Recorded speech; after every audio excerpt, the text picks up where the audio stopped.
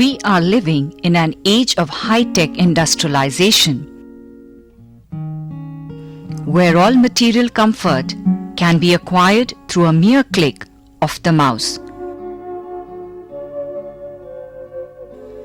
Thanks to economic liberalization and the crumbling walls of protectionist policies of governments, the world has shrunk.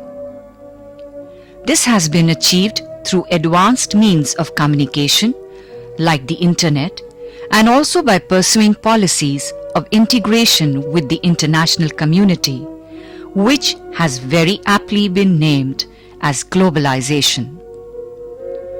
In the field of scientific research and development also, the progress has been phenomenal. New drugs have been formulated. Diseases earlier considered incurable can now be treated, and some have altogether been eradicated. But all this has not been achieved free of cost. As we know, there is always a flip side of the coin, and the bane of all the advancement that mankind has made in numerous fields has been the irreparable loss caused to the environment due to pollution. Pollutants in the form of gases, smoke, liquid and solid matter are being generated in millions of tons round the clock, which is damaging the atmosphere, causing global warming, toxic topsoil and polluted waters. One such source of potential threat to the environment, and indeed to our very existence, is biomedical waste. Biomedical waste is generated primarily during the diagnosis, treatment or immunization of human beings or animals from healthcare establishments, and also institutions such as blood banks, laboratories, pharmaceutical industries and research institutes.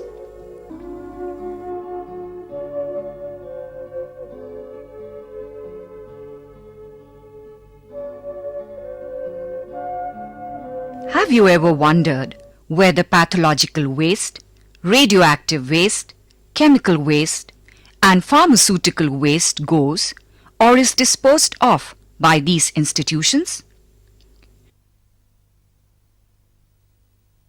We just get admitted into these institutions for our treatment or investigations, avail of the facilities and get discharged without knowing the fact as to how harmful and infectious these biomedical wastes can be if not properly disposed of.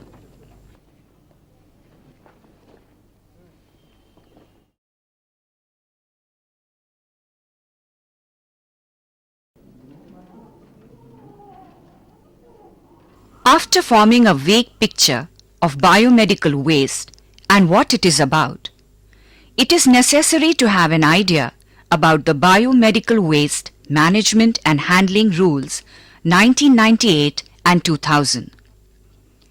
Ministry of Environment and Forest, Government of India formulated the Biomedical Waste Management and Handling Rules in the year 1998. Thereafter it has been amended in the year 2000, and as per the rules they have made 5 schedules, and one has to take care of all the schedules by treating the biomedical waste. These rules apply to all persons who generate, collect, receive, store, transport, treat, dispose of or handle biomedical waste in any form.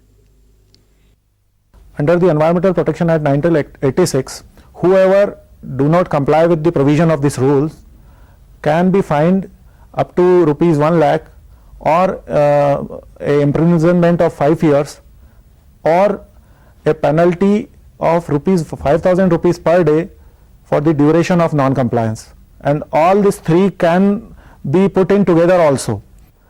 After listening to these laws and the various nitty-gritties that are involved in the management of biomedical waste, one can realize how serious the matter is.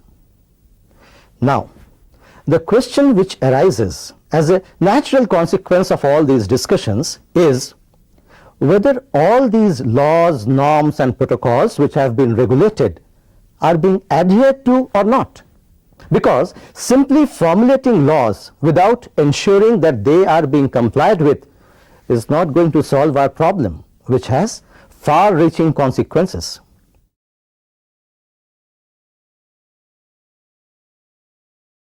Biomedical waste management is a special case for management of waste, which is hazardous not just for the generators and operators, but also for the general community. Another important group affected by biomedical waste are the rag pickers, who are not able to distinguish the general waste from biomedical waste. 90% of the waste, biomedical waste which is generated in India is disposed with the municipal waste.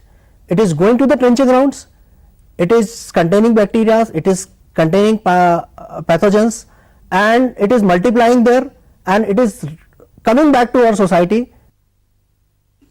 Unless sufficient care is taken to neutralize the toxicity and make the waste productive, communicable diseases are likely to spread, especially in an urban environment where the density of population is high. So, it is mandatory for us to understand the different levels through which the biomedical waste passes and what precautions are needed at each of these levels. Segregation is the success for any disposal of waste, and in the Gazette notification it is clearly mentioned that segregation should be done at source by the institutions, by the hospitals, nursing homes or the clinics.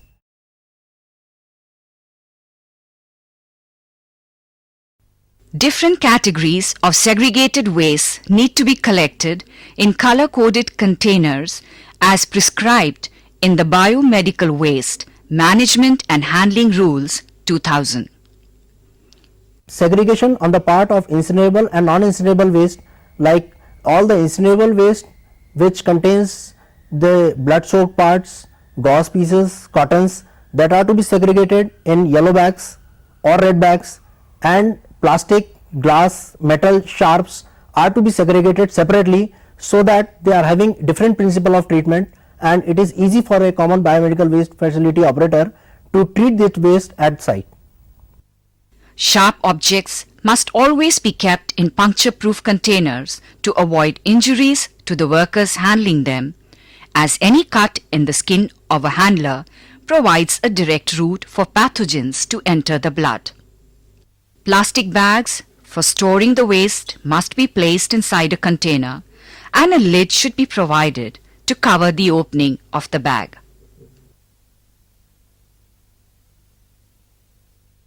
The storage time for each category of waste generated should be determined. Waste such as placenta, which cannot be stored for long durations, should be collected early. Ideally, waste should be collected at least twice a day. And above all, handlers or staff members should be equipped with protective clothing such as goggles, masks, boots, aprons, and gloves to manage these activities. Some pre-treatment should be carried out at the point of waste generation. Syringes and needles should be crushed before putting them into the containers so that rag pickers are discouraged from collecting them for resale. This also saves the needles from getting recycled at a later stage. Sharp objects should be disinfected at source using chemical disinfectants.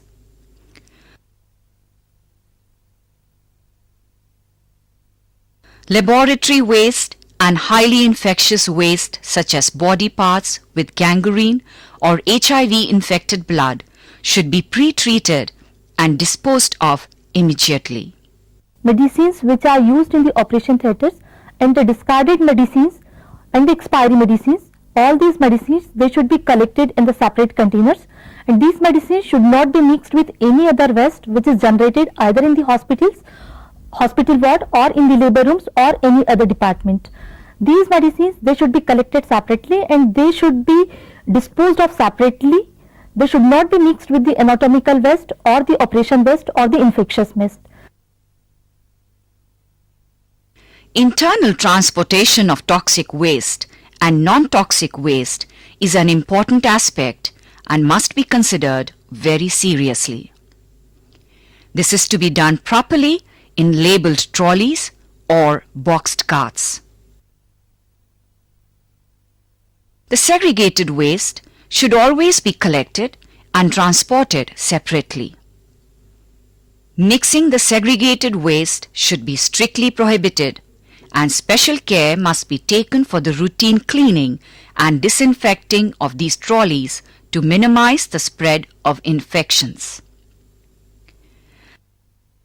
The waste which is transported to the collection point, ready to be transported elsewhere, must also undergo treatment.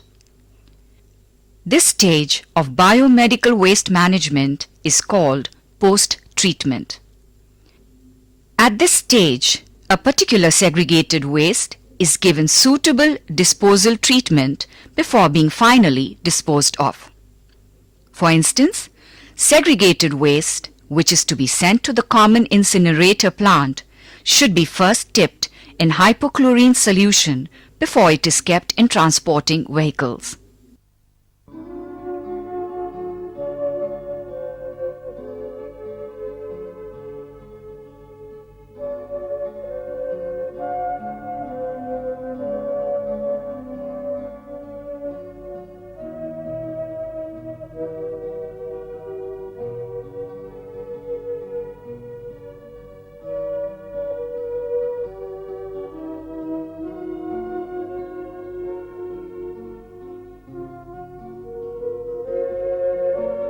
Let us see what are the various common methods used for disposal of different segregated waste.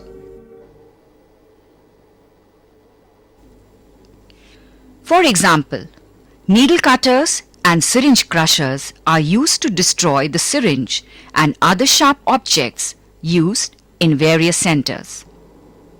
Shredders are used to destroy plastic and paper waste to prevent their reuse.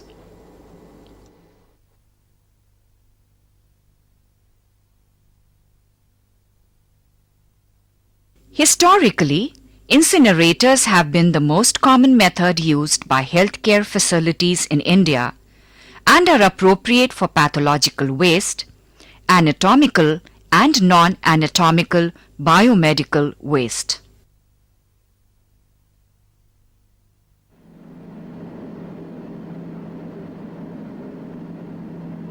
An incinerator carries out complete combustion of carbon-containing compounds in the presence of fuel and air.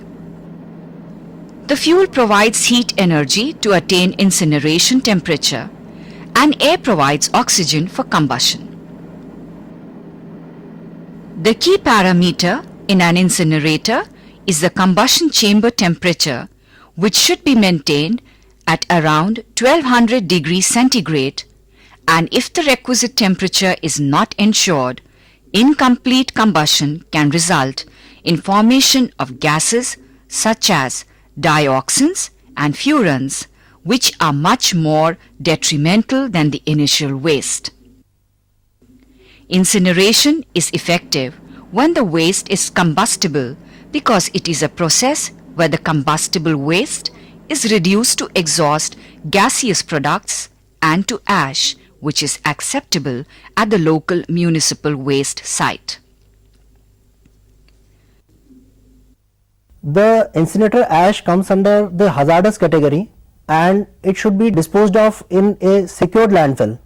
If secured landfill is not available in the city, then common biomedical waste treatment facilitator has to develop his own secured landfill for disposal of ash. New technologies are coming in for the disposal of waste, and nowadays autoclave is being used at many places for disposal of biomedical waste. The autoclave process is an appropriate technology for the treatment of microbiology laboratory waste. human blood and body fluid waste, waste sharp objects, and non-anatomical waste. The hydroclave is an innovative combination of waste sterilization which is similar to autoclave waste fragmentation and dehydration.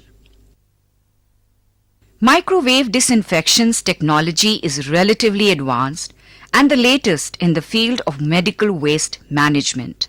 The process uses microwaves radiation to heat and destroy microorganisms. Microwave when installed in India was not successful because the proper segregation of waste was not there, and the metal parts coming in with the biomedical waste, they damaged the machine. But in Western countries where segregation is being done properly, microwave has been a very useful equipment. The generators and operators of biomedical waste often face the problem of selecting the right technology for treatment and disposal, and also no single technology is ideal for all kinds of biomedical waste and all scales of operation. In some situation, it may be advantageous to use more than one treatment or technology for the waste generated in an institution.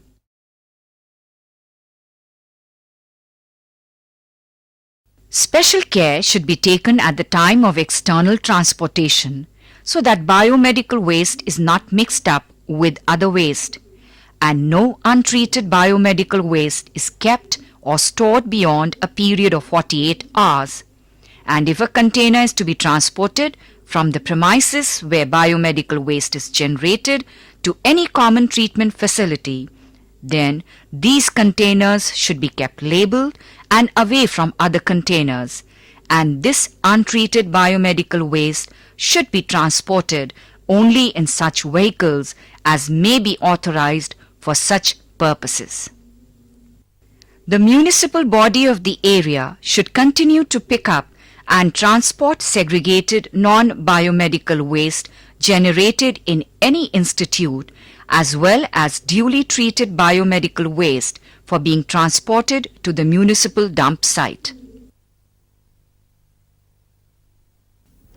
In the final disposal stage, care should be taken to reduce the waste as much as possible because only a small portion of the biomedical waste is infectious, and the remaining portion, that is, the general waste, can be recycled and converted into manure if properly treated.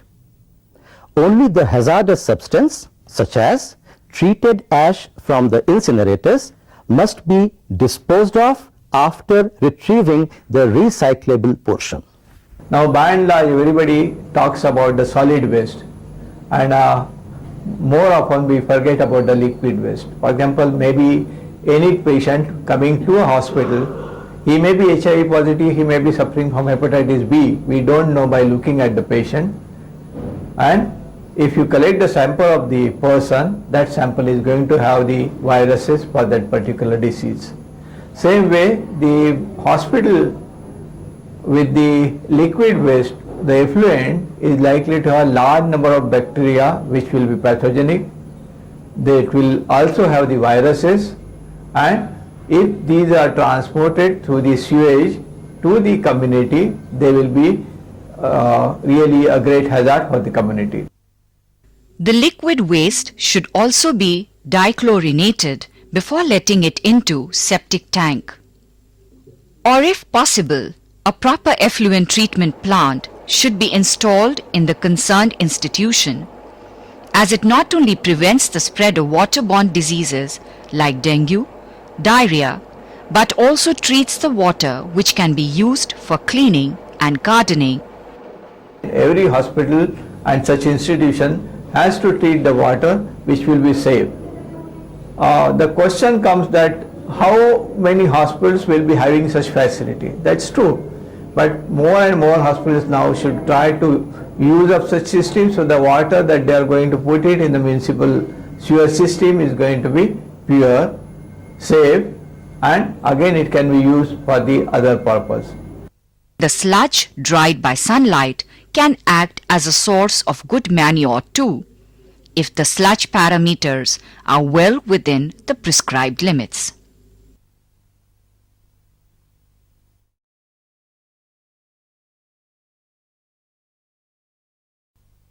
After equipping you with the information about biomedical waste management, there is a great need to understand the fact that the role of nurses and paramedical staff is pivotal in managing it. Therefore, education and training of nurses becomes one of the primary steps in managing biomedical waste. We have taken things into consideration, like first of all we have prepared some posters which indicates what color coding we are going to carry out, plus in those color codings what things are to be disposed. So we have prepared a posters in a language which are easily understood by a staff, housekeeping staff, because they are the main workers who are dealing with this waste. Plus, even if some workers are not able to read these posters, then we have picturized those posters in a way that if a yellow container has been shown, then we have shown human body organs, so that even if a housekeeping worker doesn't understand, he cannot read the language, he will understand what to throw in that dustbin. So every institution should conduct regular in-service education programs for nurses and healthcare workers to keep them abreast of the new trends in infection control and managing waste.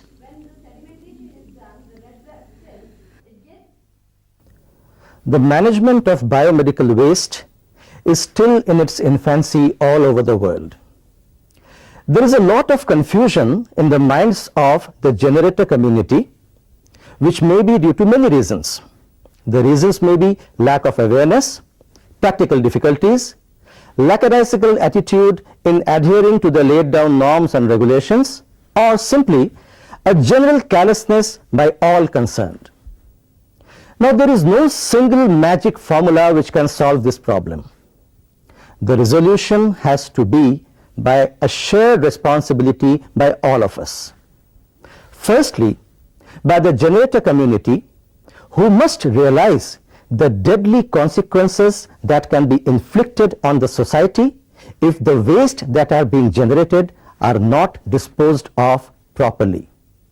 Secondly, by the law enforcing agencies who are responsible for ensuring that all laid down laws, norms and protocols are being properly adhered to, and if they are not, the wrongdoers are punished. And last but not the least, people like you and me, the users of these facilities which are generating these wastes. Only when a joint effort by all of us concerned is made, only then we can hope for a cleaner environment and a better earth for people like us and our future generations to live in. And since a beginning has to be made someday, why shouldn't we start today itself?